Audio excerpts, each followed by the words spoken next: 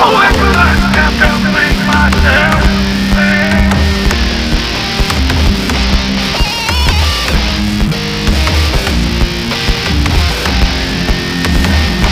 Oh, I don't tremble in fear. Lost on my landing. No, I don't tremble in fear. Something like we broke down those tears. I ignite in my fear. Get me fun out of here.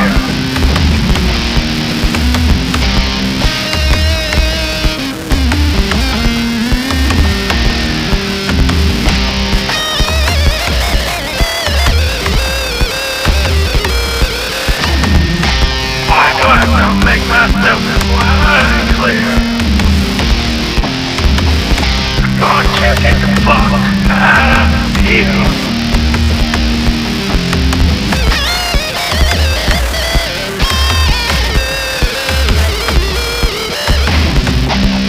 I know you're gonna tremble in fear.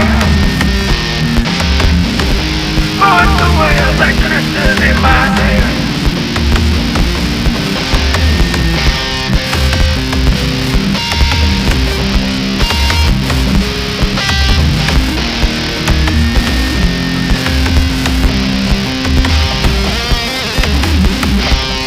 Don't you tremble, my dear. There's no electricity in what you got up there.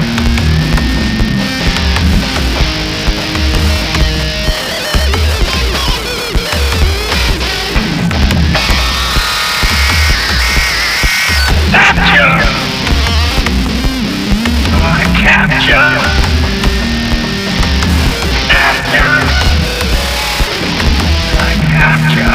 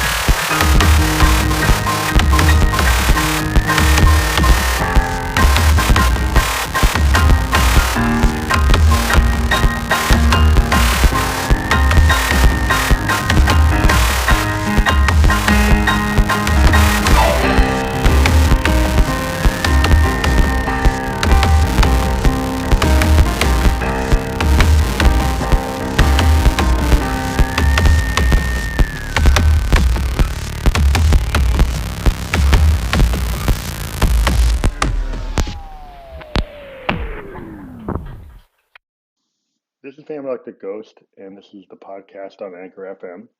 This is episode 101, the raw tech punk of Captcha Hacked Ya. Now, we have been recording music since I was 17 years old. Started on a CZ101, then got a Roland D5. Used to record on a Tascam 4-tracker back in the 90s. Kind of reconstituted after I got married and got a Roland Juno GI, and then I built a hardware workflow that today has, Moog DFAM, Moog Mother 32, Arturia Mini Boot 2S, um, Roland MX1 mixer, Roland System 1M, Make Noise, Morphogene, Make Noise Math module, VT3s, VT4s, vocal transformers. And so we built up this whole, hardware workflow. And you would think it's like, oh, we're just going to stay in EDM, we're going to stay in electronica, but we love raw punk music. I was a heavy fan of the Sex Pistols, Husker Du, um, Orange 9 Millimeter, Replacements, um, the Ramones. So I have a deep love of punk, and maybe melodic punk, like what Husker Du is like power pop punk. And Paul Westerberg used to write poppy punk anthems with like a youth angst. Same thing Bob Mould and Grant Hart used to do. But and so I like to take my electronic music and do it like a Trent Reznor edge to it. And since I have the Moogs and I have my Rolands, I'm able to get that kind of punk aesthetic. And so this song is using a tribal drum beat from the Moog analog percussion synthesizer, the DFAM, which we've been using since we got it this year. Um, we like that aspect of um, of that Moog synth is it can create these kind of very repetitive beats, but they can be useful, and they cut through the mix because it's a full analog drum machine, and so we use that. We also have a Make Noise Morphogene sample in the background on a loop. That's a sample of a Fam Electric Ghost song, which is our traditional use of that tool. It's in our Euro rack, and so we use that to create a rhythm. And then on top of that, we're doing our keytar through the Roland Juno GI. Um, it's a keytar type sound, but it's being done on a full synth, um, polyphonic synth. And the song is basically playing off some internet terms, Captcha, which is like a security protocol when you're verifying somebody on the net, and hacking.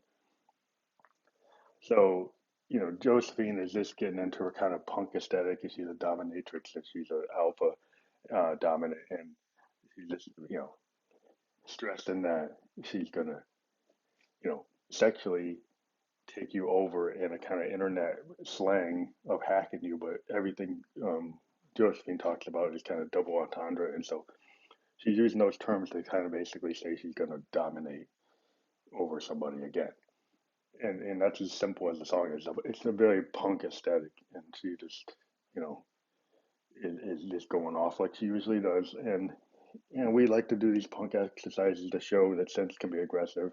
We know Trent Reznor, did this a lot with Nine Inch Nails, and we just from time to time we go in a less synthwave mode and go more industrial metal with our sound, and it's just something we like to do because we appreciate that, and we like the punk aesthetic, and we like to get kind of raw in that. And we've performed, music like this in New York City when we played shows, and we've done our shows on Facebook Live, and we've had pretty good feedback.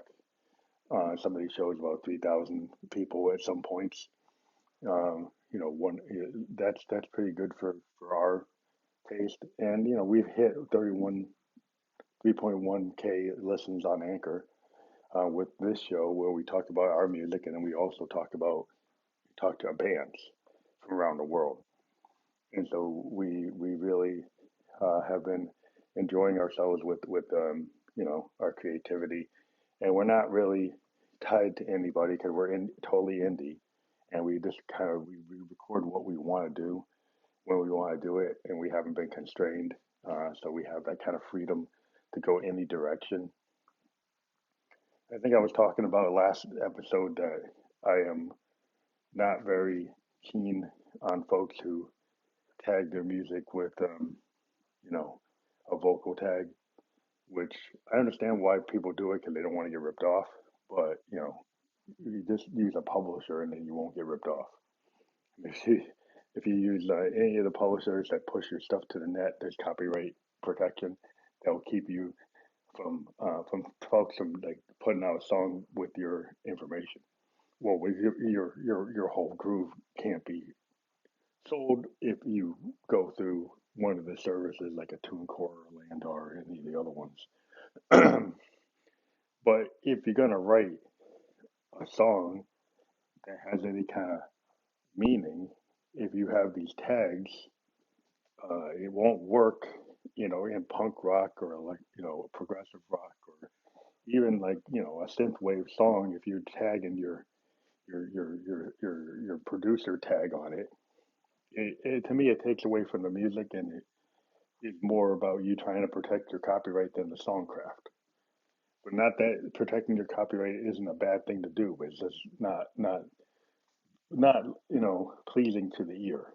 So I'm on that soapbox again, and I think that is an issue with some producers that they're selling beats, and maybe it's more about selling a beat than actually making music. Um, and again, to anybody that's doing that and doesn't like what I say, fuck you, fuck you hard.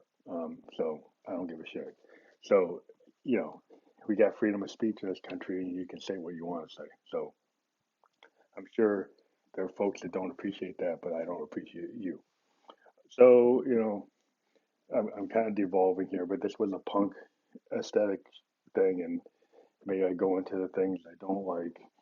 When I don't like folks who, when they collaborate, uh, they just want to replicate a very tired style, and they don't want to go and do anything innovative. I think that is kind of mind numbing, and it doesn't really move music forward. Um, so, I'm all about trying to do things that move music forward. I interview folks around the world, and I don't charge a fee. And that's another pet peeve for all those people who are on the net charging fees to indie bands to promote their music. Fuck all y'all.